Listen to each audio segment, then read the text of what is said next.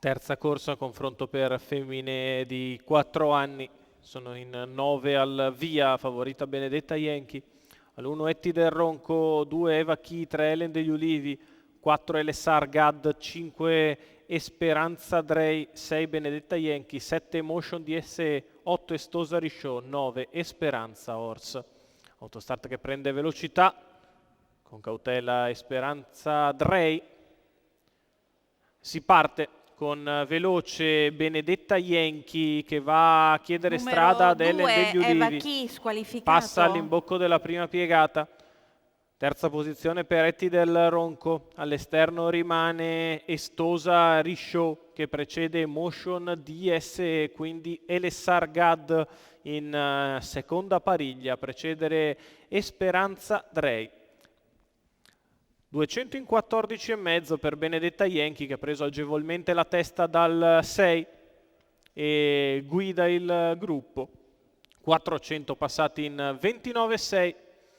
Al comando Benedetta Yankee nei confronti di Ellen degli Ulivi ed Etti del Ronco. Di fuori Estosa Risciò in corda Emotion DS, seconda pariglia per Elessar Gad, anche se il treno esterno rimane per il momento molto distante dalla testa. Dopo 600 metri in 45,5 sposta all'esterno Etti del Ronco che risale allo scoperto, si porta accanto ad Ellen degli Ulivi e punta su Benedetta Yankee. 1 minuto e 8 decimi per i primi 800 metri di corsa. Non ha fermato completamente Manuel Pistone che mantiene un buon ritmo al comando.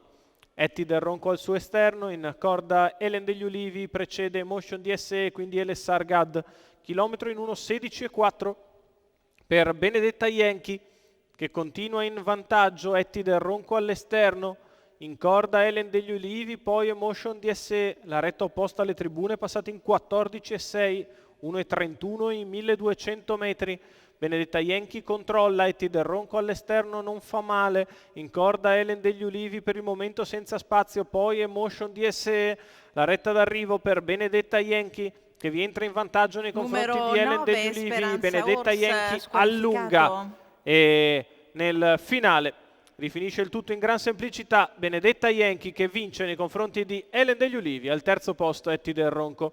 29,6 ad arrivare, 1,15 ragguaglio cronometrico cost to cost senza il minimo patema d'animo per Benedetta Yankee.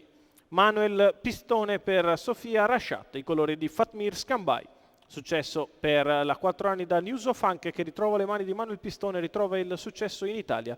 Facile dal numero 6, corre bene ancora una volta al secondo posto Ellen degli Ulivi, al terzo Etti del Ronco, i numeri 6, 3, 1, l'ordine d'arrivo della terza.